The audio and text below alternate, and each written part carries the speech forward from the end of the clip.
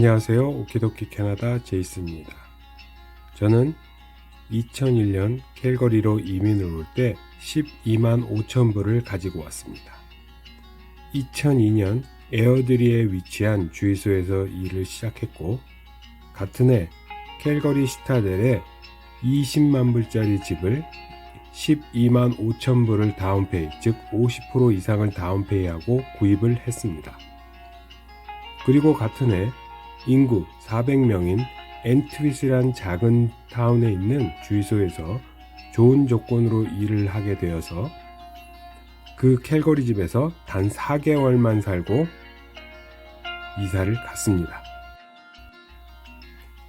그 주유소에서 2년 반을 일을 하고 2005년 인구 10,000명인 하이리버에 있는 주유소에서 일을 하게 되어서 이번엔 2만 불 다운페이를 하고 하이리버에 있는 10만 불짜리 타운하우스를 샀습니다. 그리고 그 다음 해인 2006년 하이리버에 있는 주유소를 그만두고 인구 700명인 노블포드에 있는 그로서리 비즈니스를 10만 불 다운페이하고 구입했습니다. 하이리버에 있는 타운하우스는 당장 팔지 못하고 렌트를 주고 노블포드로 이사를 갔습니다. 비즈니스 운영 1년 만에 비즈니스로 번 돈으로 하이리버 타운하우스 몰게지를 모두 상환을 했고, 그 다음 해인 2008년에는 비즈니스로 번 돈으로 다시 비즈니스 론을 모두 상환했습니다.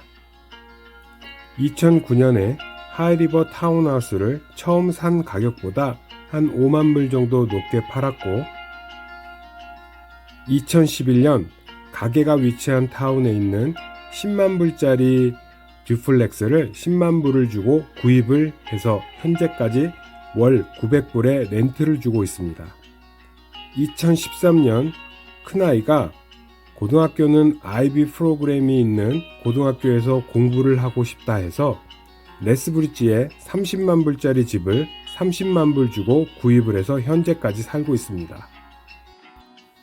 그리고 2017년 그동안 비즈니스로 모은 돈과 몰개지 없는 두 집을 담보로 받은 대출을 합하여 섹스밋에 있는 바를디포를 구입해서 현재까지 운영 중이고, 바를디포 운영 때문에 노블포드 가게는 스탁 매니저로 운영을 전환했습니다. 그리고 2020년 바를디포 구입을 위해 두 집 담보로 받은 대출을 모두 상환했습니다. 레스브리지 집과 바를디포의 거리가 거의 1000km이기 때문에 저는 이곳 섹스밋에서 혼자 렌트로 지내고 있습니다. 정확히 말씀드리면 비성수기인 겨울에는 혼자 지내고 있고, 성수기인 여름에는 와이프가 와서 지내고 있습니다.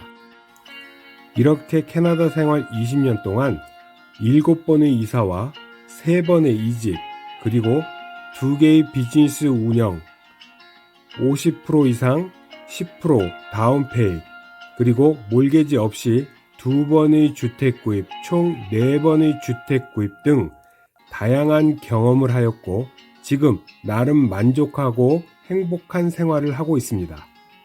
솔직히 좋은 표현으로 다양한 경험이었지, 정말 살기 위해서, 아니 정말 살아남기 위해서 이 과정들을 선택했고, 지금에 와서 결과적으로 모두 잘한 선택들이었다고 생각합니다.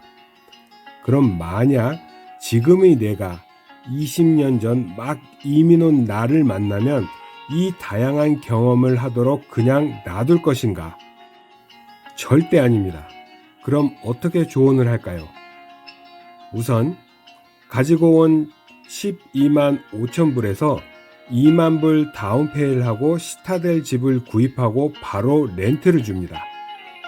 남은 10만 불로 노블포드 가게를 구입해서 한 10년간 열심히 돈을 모아서 다시 캘거리 시타델 집으로 와서 생활을 하고, 캘거리 근처에 지금 운영하고 있는 디포보다 더 큰 볼륨의 디포를 구입해라 라고 조언을 할 것입니다.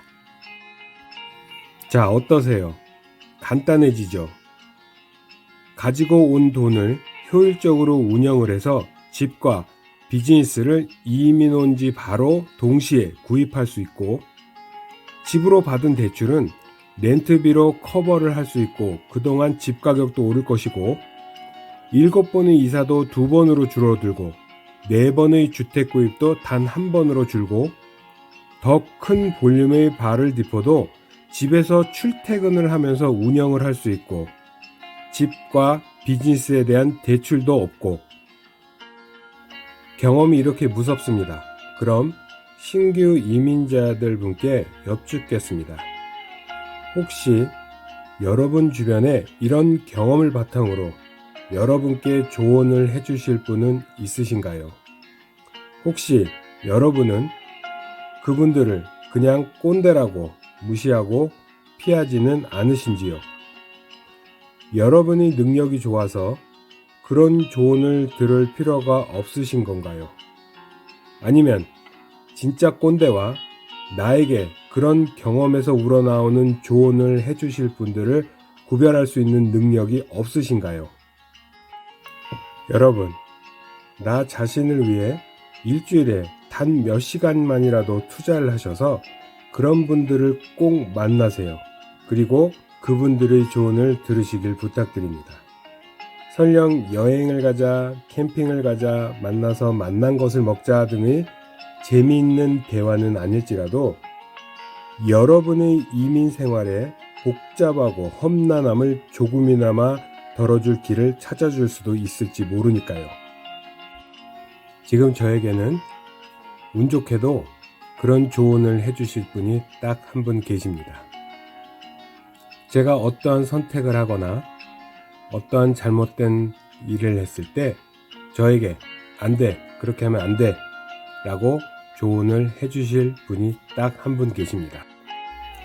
20년을 캐나다에 산 저도 그분과의 대화를 통해 아직도 멀었구나 나는 그런 거를 많이 느끼고 많이 배우고 합니다.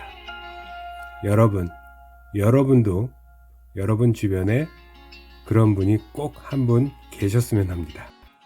그리고 이 자리를 빌려 그분께 감사의 마음 전합니다. 감사합니다. 앞으로도 많은 지도 편달 부탁드리겠습니다. 오늘 영상 여기까지고요. 여러분 행복하세요. 오키도키.